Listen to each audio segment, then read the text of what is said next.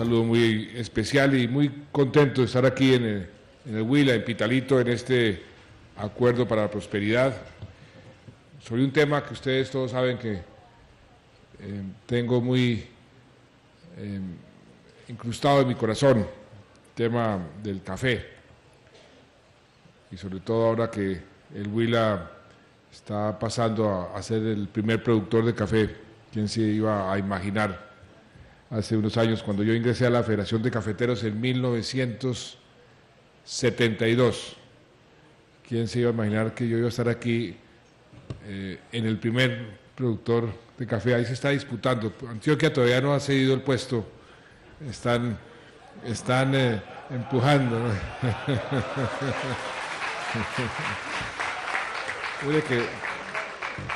Pero bueno, está buena la competencia. De todas formas, muy complacido estar aquí en Pitalito, y además inaugurando una trilladora como la que acabamos de inaugurar con el doctor Luis Genaro y los directivos de la Federación.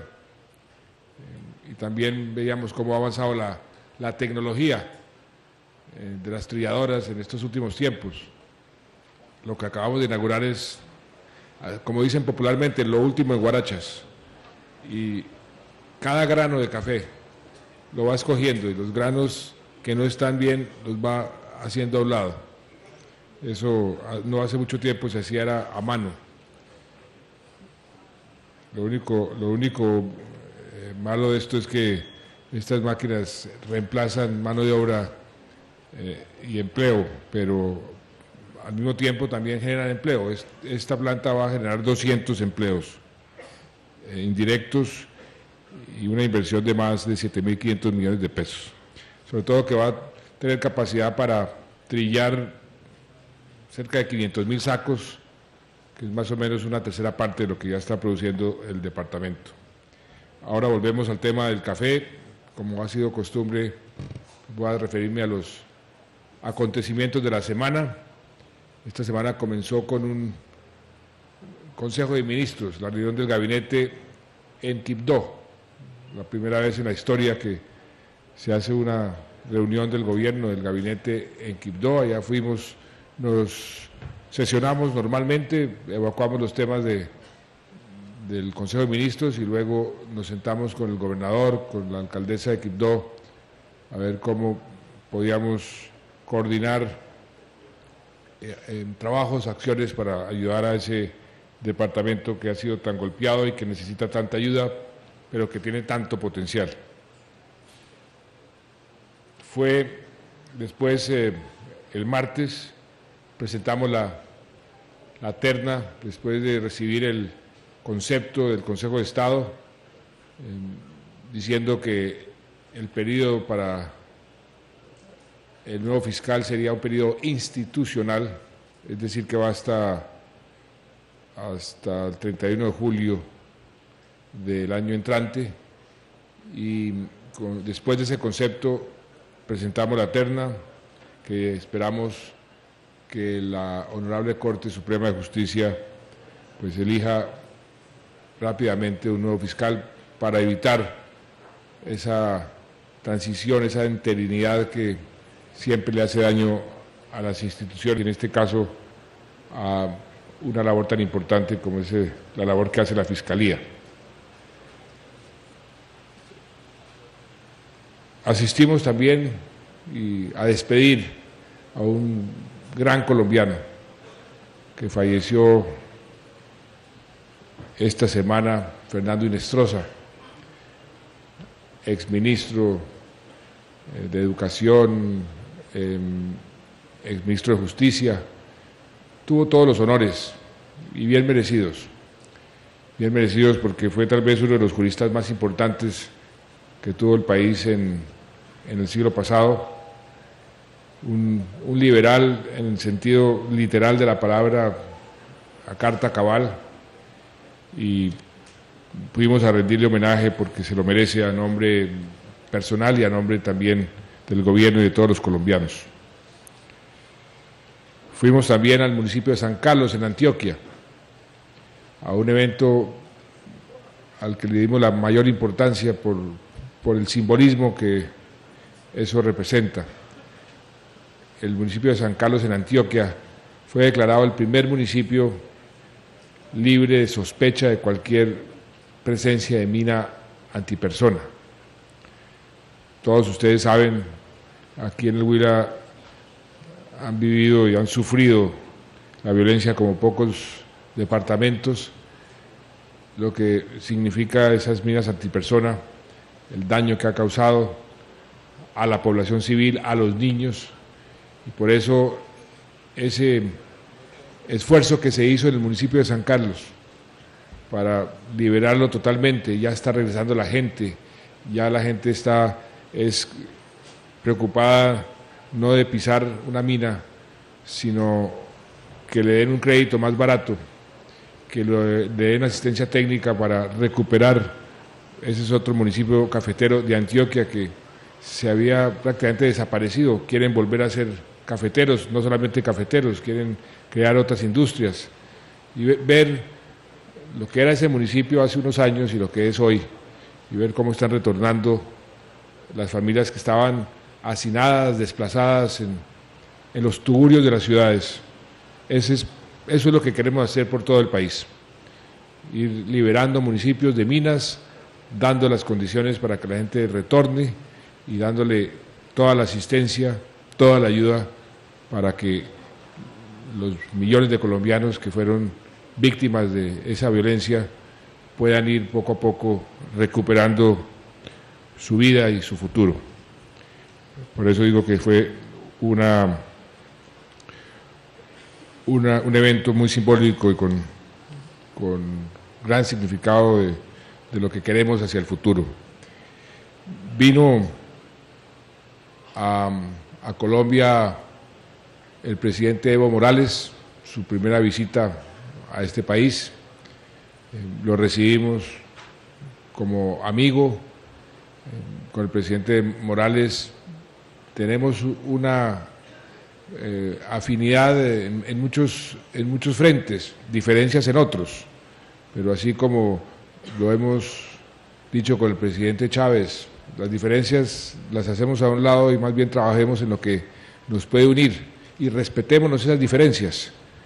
Y con esa actitud de parte y parte vino el presidente Evo Morales y descubrimos que hay una cantidad de proyectos que podemos hacer juntos para beneficios del pueblo boliviano y del pueblo colombiano, sobre todo en el aspecto de la minería, en el aspecto de los hidrocarburos, en el frente ambiental, y nos pusimos a identificar esos proyectos que podemos ir adelantando. Les vamos a ayudar en materia de seguridad. Ellos están teniendo un problema serio en materia de seguridad, en materia de lucha contra el narcotráfico, también ahí vamos a colaborar.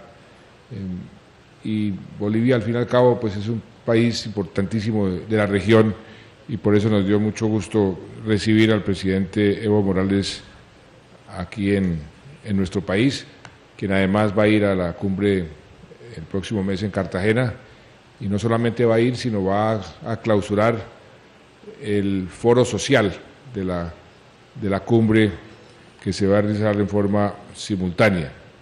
También vino el canciller de los Emiratos Árabes, el Sheikh, tiene un nombre bastante largo, pero el Sheikh Al Nahyan. Vino porque nos dijo que Colombia tiene todo lo que Emiratos Árabes necesita, y ellos lo que tienen es dinero, pero necesitan de todo, necesitan agua, necesitan alimentos, necesitan todo. Ese es un complemento perfecto.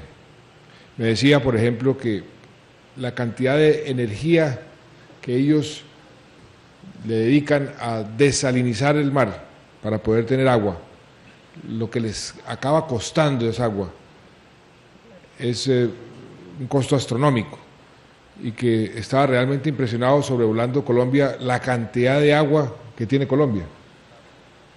Y nosotros, eso es cierto, tenemos muchísima agua. Somos el tercer país per cápita del mundo en materia de agua.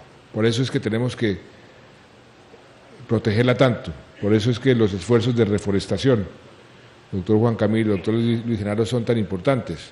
Por eso cuidar nuestro medio ambiente es tan importante, porque ese es un recurso que nosotros lo damos como por hecho y natural.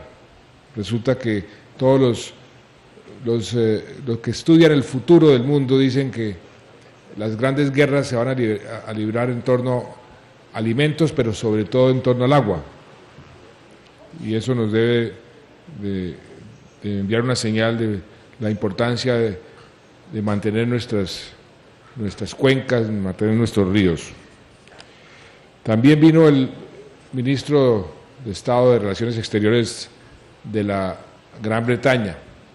Estuvo en Bogotá, estuvo en Medellín, se fue y escribió una frase que me impresionó y me hizo sentir muy orgulloso como colombiano. Dijo el ministro de Relaciones Exteriores de la Gran Bretaña: Colombia es nuestro mejor aliado en América Latina y uno de nuestros mejores aliados del mundo.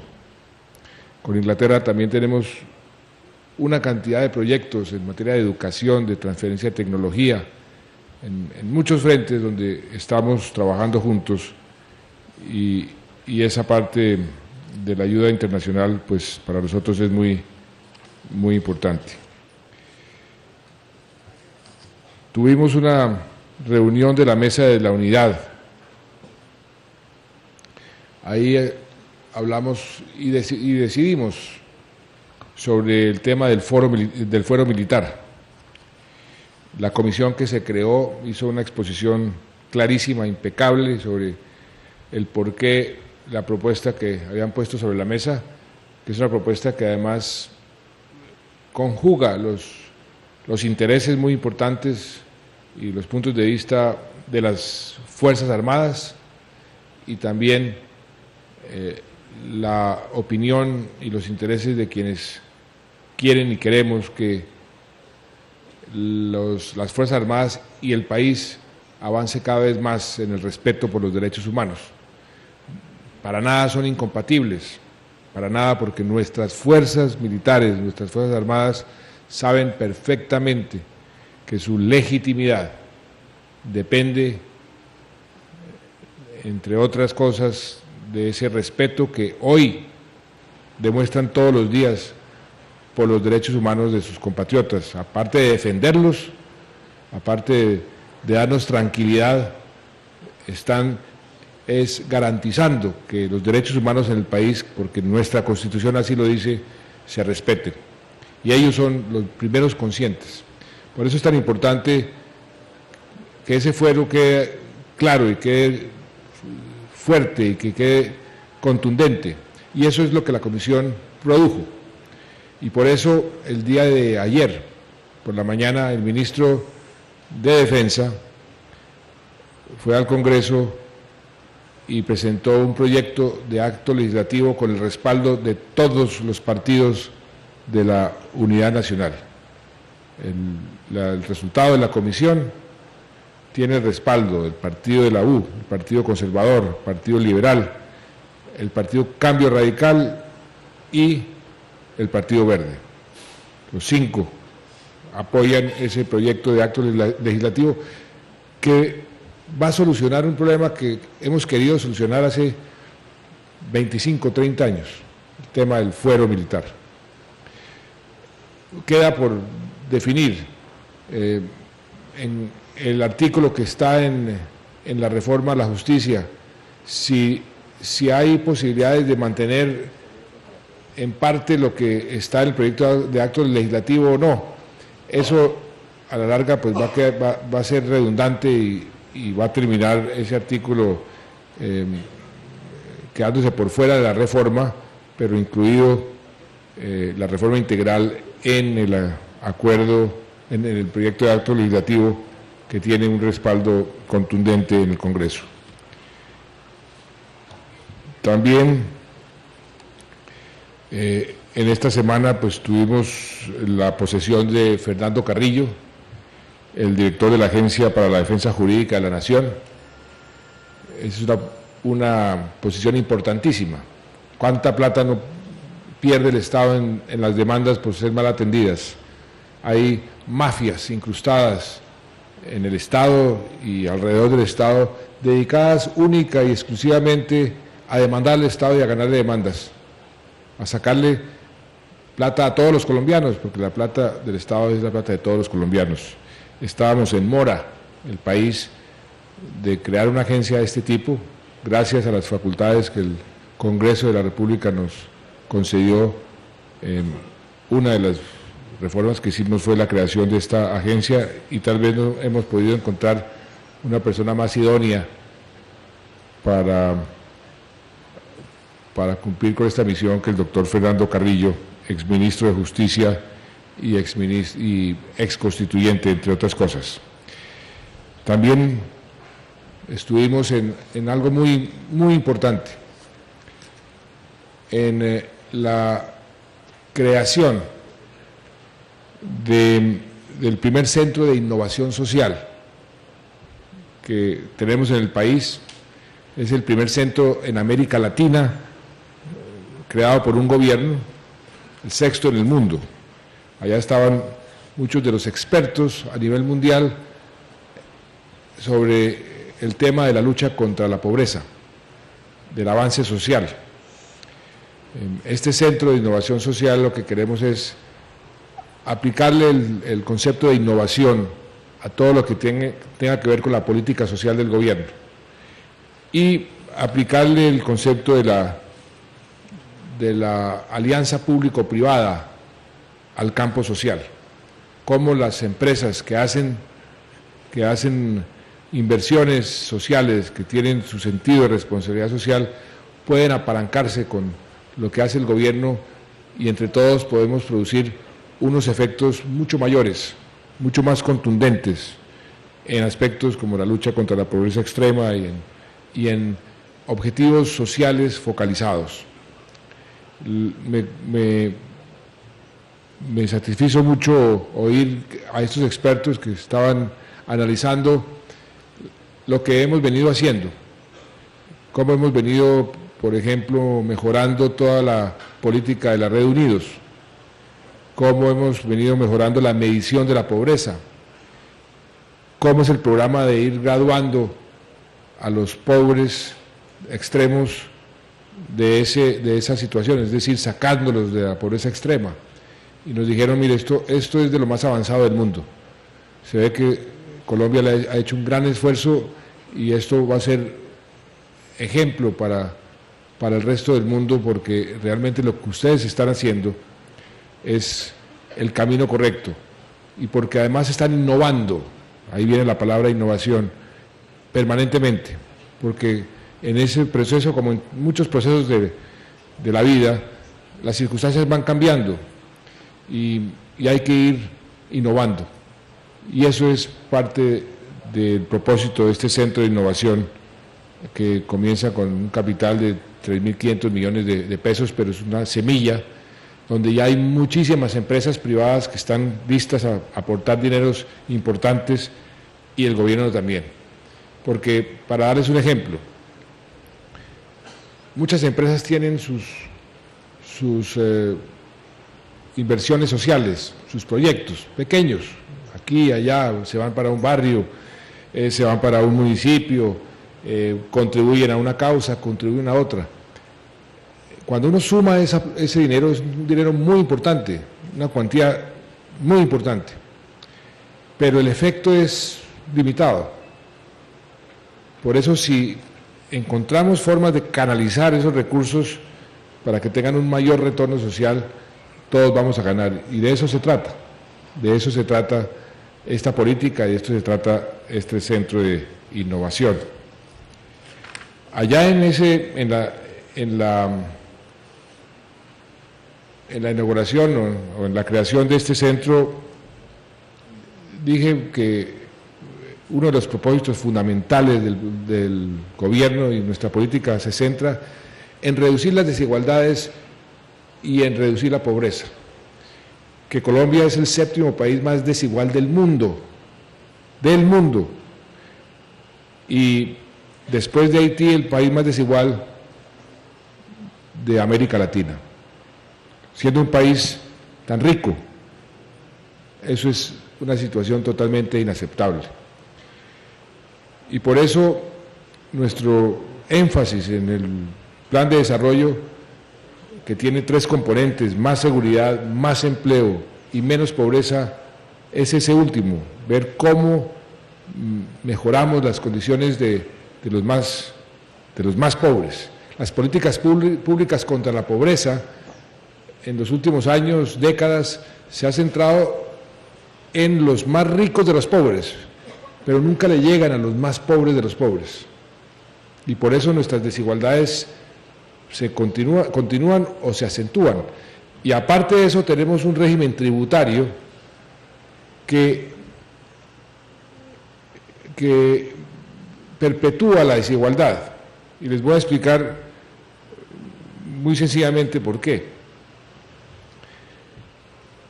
Inglaterra, hablando de Inglaterra y Colombia, en materia de ingresos, tienen más o menos el mismo grado de desigualdad. Allá los muy poderosos, los muy ricos reciben mucho, frente a lo que reciben los más pobres. Entonces, en términos de desigualdad, Colombia y Inglaterra están más o menos igual en ingresos. Después de que se pagan los impuestos, el grado de desigualdad que tiene una medición, en Inglaterra baja sustancialmente, digamos que de 0 a 5, somos 4,5 los dos. En Inglaterra baja de 4,5 a 2, después de que la gente paga impuestos.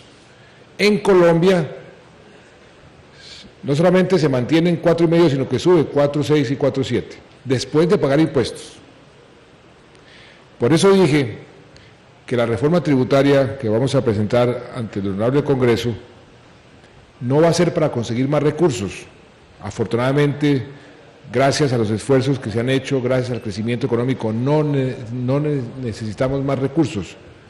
Esta reforma tributaria, por primera vez yo diría en la historia reciente del Congreso, no es para conseguir más recursos, es para simplificar el sistema tributario y para convertirlo en un sistema mucho más equitativo.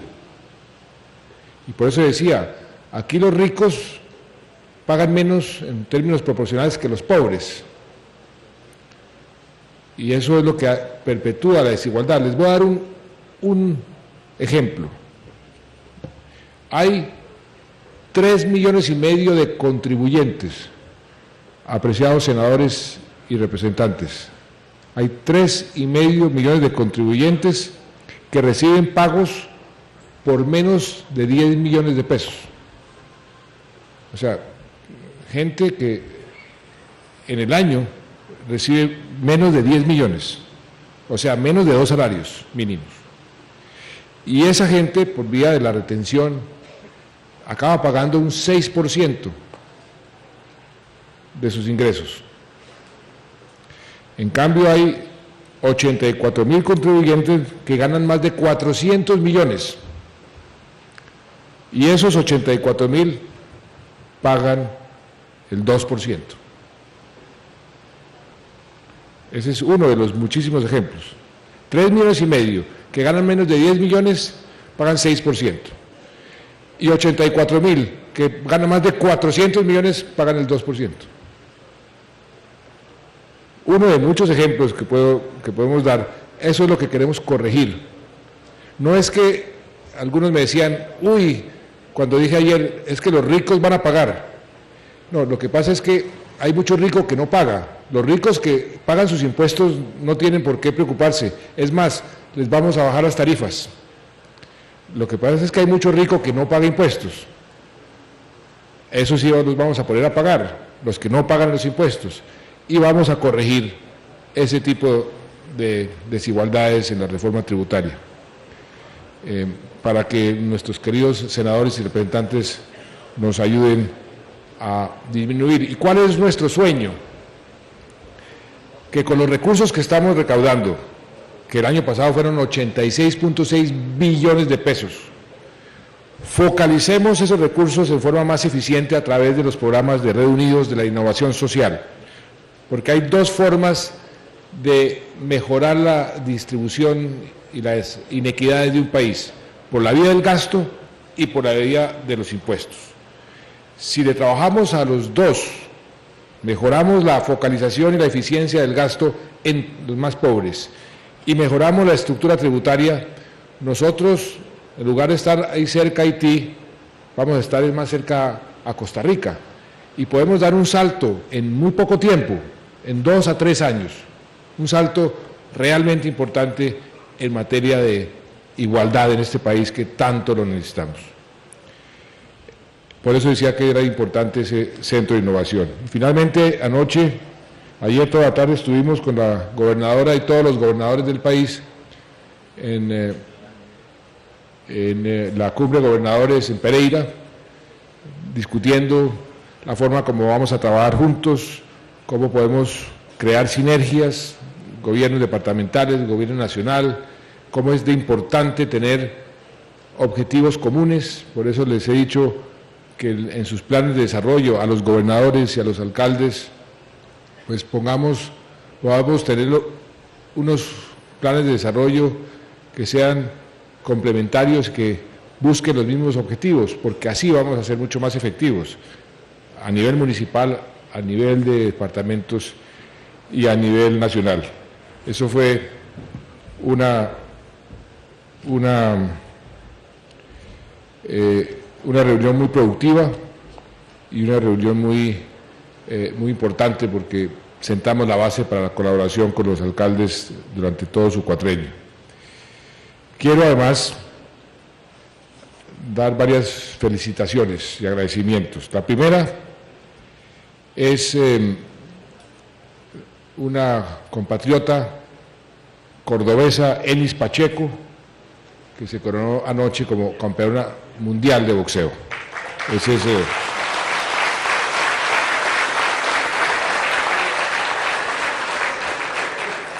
Esa es una buena noticia y desde aquí, con todos nuestros amigos huilenses, le mandamos una muy, muy sincera felicitación.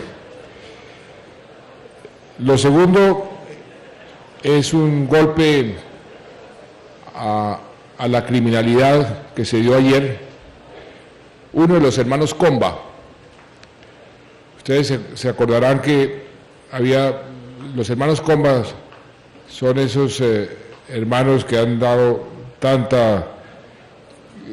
han generado tanta violencia. Uno de ellos, pero no, habían dos famosos, hay un tercero que también tiene orden de captura, que también pertenece a esa organización. Estábamos detrás de él y gracias a la colaboración de las autoridades ecuatorianas con nuestra policía, ayer pudimos capturar a este individuo, Juan Carlos Calle Serna.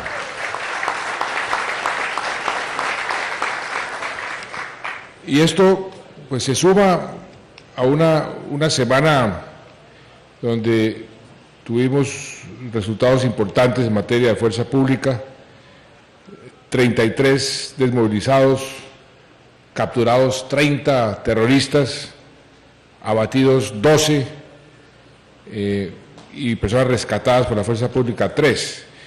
Y esta semana, en todos los indicadores mejoramos frente a la misma semana del año pasado. ¿Y cómo vamos en materia de indicadores en el año?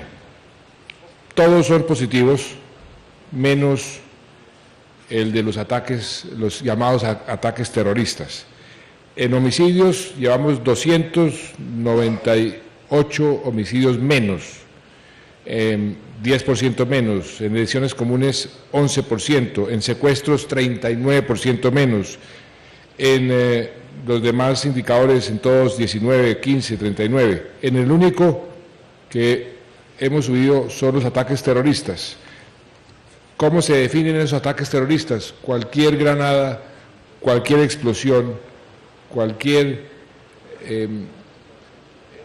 cualquier acción que en cierta forma pueda producir terror se califica como un acto terrorista. Esos se han venido incrementando en este año, lo hemos visto por los medios de comunicación, pero eso a la guerrilla no le produce ninguna ventaja militar de ninguna naturaleza, todo lo contrario, lo que hace es alejarlos cada vez más de la población, estigmatizarlos más. Eso es producto del desespero. Ahí estamos también actuando. Ustedes vieron lo que hemos incautado. Si uno hiciera las cuentas de lo que nuestros héroes de la patria, los señores generales, los soldados de tierra, mar y aire, los policías, hacen todos los días para evitar actos terroristas o para evitar incidentes, el agradecimiento que hoy les tenemos se multiplica en forma exponencial. No solamente esta semana, allá en el Cauca descubrimos como una especie de misiles que estaban listos pues para atacar a quién, a la población civil, porque generalmente quienes son afectados por esos actos es la población civil.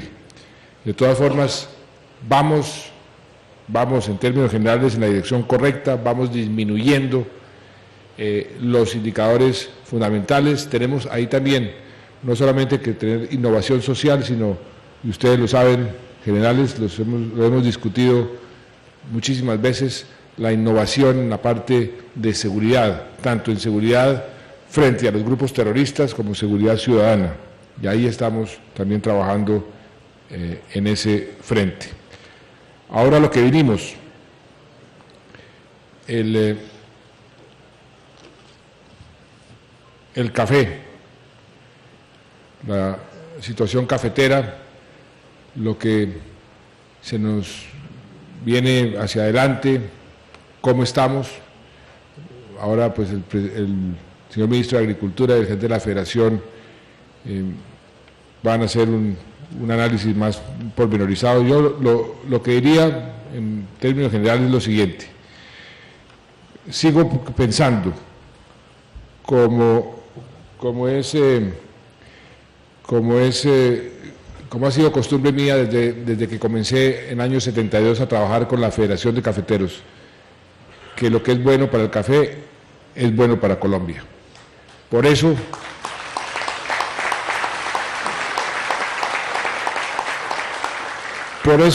sin haber sembrado personalmente nunca una sola mata de café, sí toda mi vida, desde que me gradué de la universidad, se la he dedicado a defender a los cafeteros, porque es un gremio y un gremio que representa el corazón de la producción agropecuaria, porque genera mucho empleo, porque representa a más de 1 millón de cafeteros que están trabajando todos los días, porque es un producto que irriga en la economía inmediatamente. Cuando sube el precio del café, la economía se estimula, porque es un gremio organizado, un gremio con gran sentido de responsabilidad social, y a mí me producía mucho orgullo cuando trabajaba en la Federación, que de todas partes del mundo venían a preguntarnos cómo era nuestra organización cafetera, por qué los colombianos tenían tan bien organizado su café. Y eso tenemos que mantenerlo a toda costa, eso es un gran activo. Que el petróleo se ha vuelto más importante, que otros productos sean ahora más generadores de divisas, eso está bien, eso no importa, pero el café sigue siendo el primer empleador en el campo, sigue siendo un producto muy importante, un producto insignia. Nuestro Juan Valdés es el mejor embajador que tenemos en el país. Cada vez que vienen delegaciones y le presentamos a Juan Valdés, eso hacen al presidente a un lado, hacen los ministros al lado. No, yo quiero tomar una foto con Juan Valdés, allá está.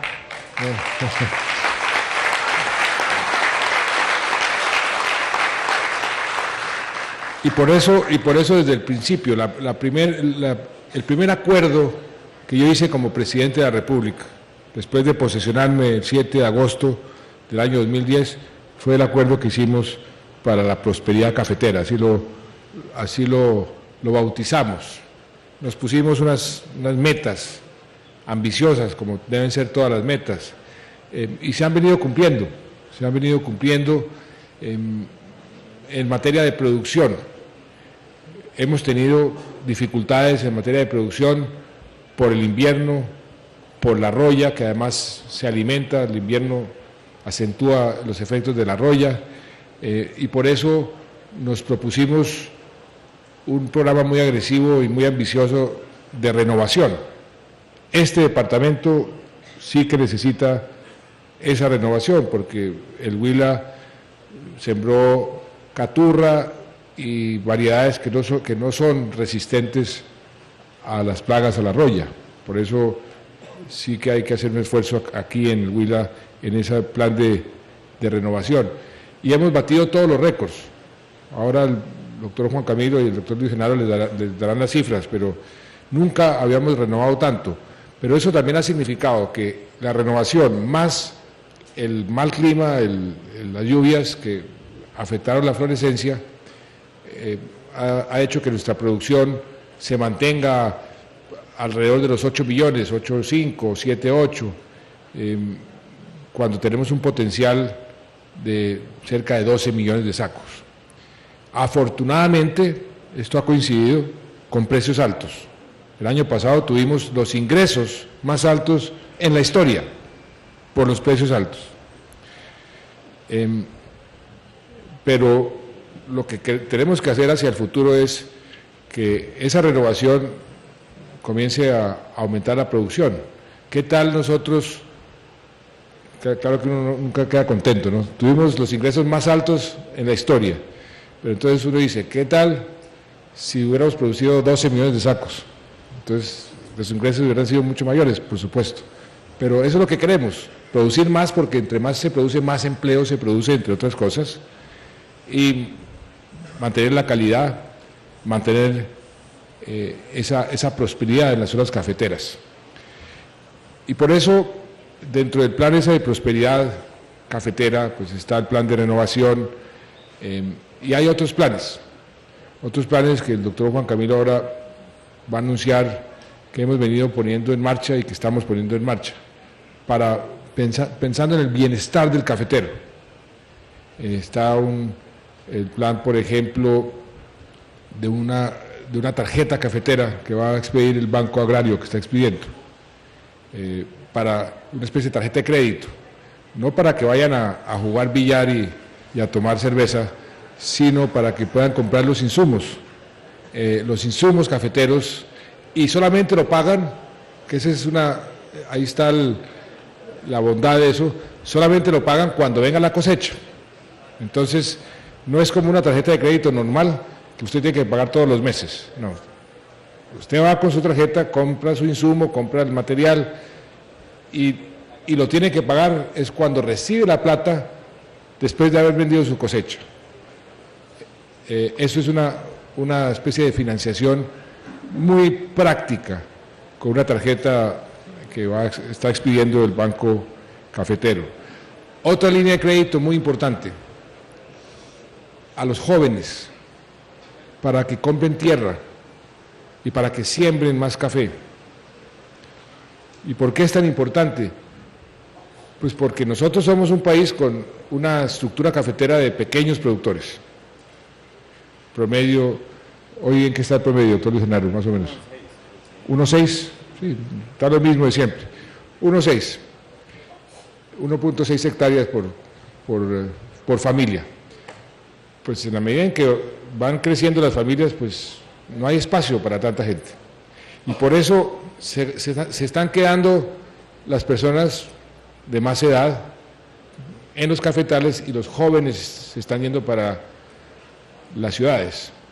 Queremos que los jóvenes sigan siendo cafeteros, porque yo digo que si todos los campesinos fueran un próspero Juan Valdés, nuestro campo sería un polo de desarrollo y de crecimiento, en lugar de un reducto de pobreza y de violencia.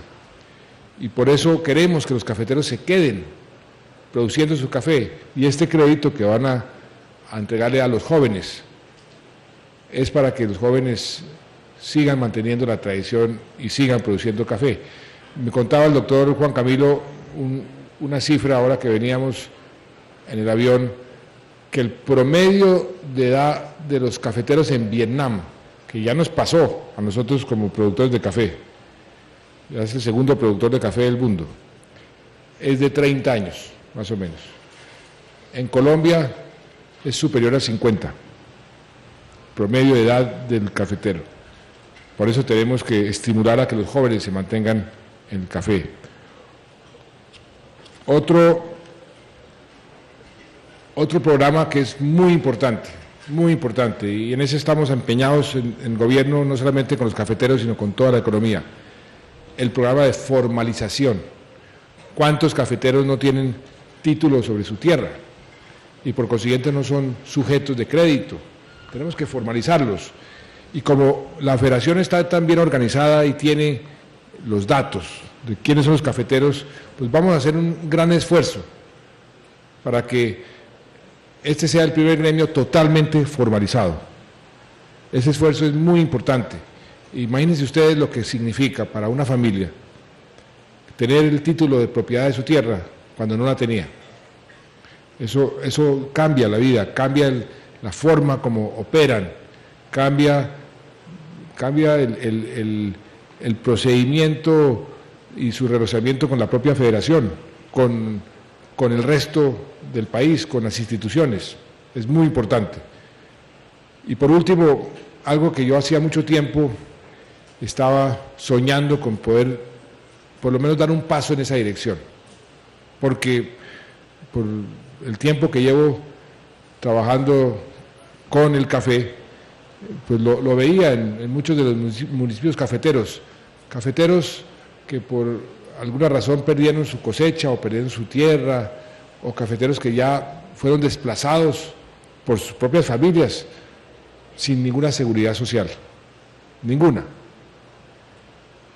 Y por eso vamos a establecer con el Ministerio de Trabajo un sistema de seguridad social para los cafeteros, que puedan contribuir al sistema por periodos, porque el cafetero puede estar trabajando durante un tiempo y puede estar no trabajando durante otro, pero que cuando llegue a cierta edad tenga un mínimo de seguridad social.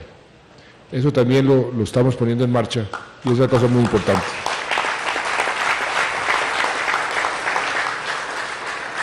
Pero no me quiero extender más, me he extendido demasiado y quiero entonces entrar en materia. Doctor Juan Camilo, doctor Luis Genaro, señora gobernadora, señor alcalde, señor ministro, a todos ustedes muchas gracias y muchas gracias por esta acogida y muchas gracias por el tiempo con lo que nos han recibido, porque me dijeron que ayer no hizo sino llover. Entonces, mire que la gobernadora nos trae buena estrella. Muchas gracias.